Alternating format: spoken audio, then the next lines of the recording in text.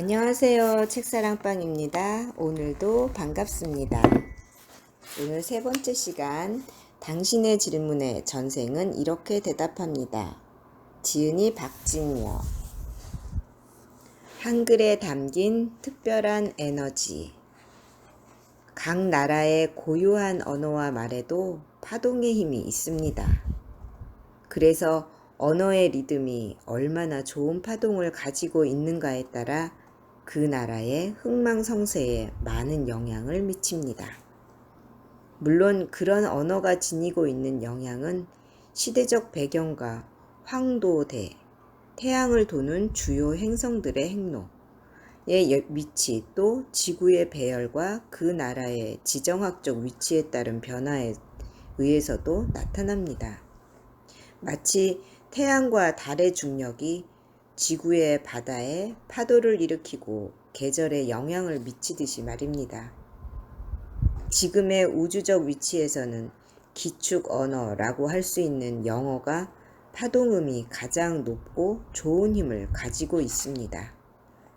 17세기 중엽 대영 제국이 해가 지지 않는 나라로 번영했던 것도, 또한 지금의 미국이 세계 최강국으로 군림하고 있는 것도 어쩌면 그런 이치와 연결되어 있기 때문인지도 모르겠습니다. 이런 원리로 보면 미래에는 한글도 기축 언어의 힘을 가질 수 있습니다. 그 이유는 한글의 파동이 이 시대의 인류가 진정 바라는 놀라운 치유와 정화의 힘을 가지고 있기 때문입니다. 한글의 파동 에너지는 치유 에너지 그 자체입니다. 리딩으로 살펴보면 생물학적 구조로 이루어진 인간의 육체에서 가장 상위 기관인 송과체이지만 우주적 에너지와 공명할 수 있는 또 다른 기관은 후두부에서 목소리를 내는 성대입니다. 의학적으로는 아직 밝혀지지 않았지만 성대에는 우주적 차원과 공명하는 특별한 센스가 숨어 있습니다. 목소리에서 나는 떨림의 진동이 뇌 깊숙이 존재하는 어떤 특별한 뇌엽에 자극을 주게 됩니다. 그리고 그에 대한 반응이 지속적으로 반복되면 어떤 특정 부분의 뇌 혈류가 활성화하면서 우리가 지닌 의식의 영역이 확장됩니다. 이러한 이론을 비약하면 종교적 주문이나 기도문을 반복해서 계속 외울 경우 그 자체가 가지고 있는 파동의 힘이 우주 센스를 가지고 있는 성대 속에 특정한 세포를 자극해서 의식의 영역대를 확장할 수 있습니다. 원래 과학의 기초도 인간의 오감에 의해 만들어진 것이고 오감을 이루는 상위체는 곧 파동이라고 할 수 있습니다. 그러니까 그 파동체의 가장 상위적 에너지를 한글이 갖고 있다고 이해하면 됩니다. 예를 들어 전 세계적으로 이름을 떨친 싸이의 강남스타일과 같은 K-팝이나 비틀즈의 인기를 넘어서는 방탄소년단의 얘기는 결코 우연한 것이 아닙니다. 봉준호 감독의 영화 기생충은 제72회 칸 영화제에서 황금 종려상을 수상했고 제92회 아카데미 시상식에서는 오스카 92년 역사상 비영어권 영화로는 처음으로 최고 권위인 작품상을 수상했습니다.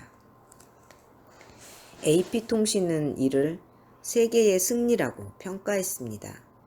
백인, 영미권 중심의 오스카 심장부에 태극기를 휘날린 것입니다. 이날 기생충은 사관왕이라는 쾌거를 이루었습니다. 뉴욕타임스와 CNN도 오스카가 오늘 밤 역사를 썼다며 극찬을 아끼지 않았고 일본 NHK와 영국 BBC도 이례적으로 메인 뉴스 보도의 속보로 수상 소식을 전했습니다. 미국의 블룸버그 통신은 북미 지역에 있는 2,000개의 영화관에서 기생충을 상영한다고 보도했습니다. 한국의 영화예술이 세계에 널리 알려지는 것은 우리 민족이 지닌 깊고 높은 영성을 알리는 것과 같습니다. 세계 곳곳에서 거대한 대한민국의 굿판이 벌어지고 있는 것입니다. 그러나 이러한 일들은 작은 시작일 뿐입니다. 그 이유는 지금의 대한민국이 4천년 역사의 기운을 가진 땅의 지기와 하늘의 기운이 가장 왕성하게 전개되는 운이 함께 나타나는 시기에 있기 때문입니다. 인류의 의식혁명은 2050년 이후부터 우리나라에서 시작됩니다. 앞으로 우리나라에서 태어날 후손은 대단히 깊은 지혜를 가진 영격 높은 영혼들입니다. 어쩌면 그들은 남북이 통일된 나라에서 천년의 융성함을 누리기 위해 태어나는 가장 신비로운 영혼일지도 모릅니다. 그런 시대가 오면 의식과 영성의 고차원적인 여러 단계가 열립니다. 그 통로를 통해 얻을 수 있는 뛰어난 과학의 메시지를 통해 우리 후손은 5차원 세계를 열어갈 것입니다. 그런 놀라운 희망과 가능성을 가진 나라가 대한민국이라는 사실을 우리 모두는 알아야 합니다. 인간의 육체에 거주하는 영혼과 마찬가지로 지구도 바뀝니다. 고대인은 지구도 환생한다는 믿음을 가지고 있었습니다. 그리스 로마 철학을 대표하는 스토아 학파는 이 세상이 주기적으로 큰 재앙에 의해 멸망했다가 다시 새롭게 태어난다고 주장했습니다. 헬레니즘 시대의 유대 지도자이자 대표적 철학자이며 신학자인 필로는 이렇게 적고 있습니다. 이것은 끊임없이 타오르는 불의 힘에 의한 것이며 이 불은 만물 안에 내재되어 있다. 그래서 장구한 시간의 순환 안에서 만물이 그 불 속으로 용해되어 들어가고 또 그로부터 나온 만물이 새로운 세상을 구성하는 것이다. 그렇게 진화한 지구는 황도 12궁과 달의 인력, 은하의 영향을 받습니다. 그러므로 지구가 새로운 황도대에 진입하게 되면 그 시대 진동의 영향을 받습니다. 우리 후손의 미래가 어떻게 전개될지 오늘을 사는 우리가 미래의 조국을 위해 어떤 마음으로 준비하고 노력해야 할지 진지한 고민이 필요할 때입니다. 이런 이야기를 하면 보통 사람들은 매우 혼란스러워하거나 두려워합니다. 일반 상식을 벗어나는 미래의 현상에 본능적으로 의문이 들고 거부 심리가 일기 때문입니다.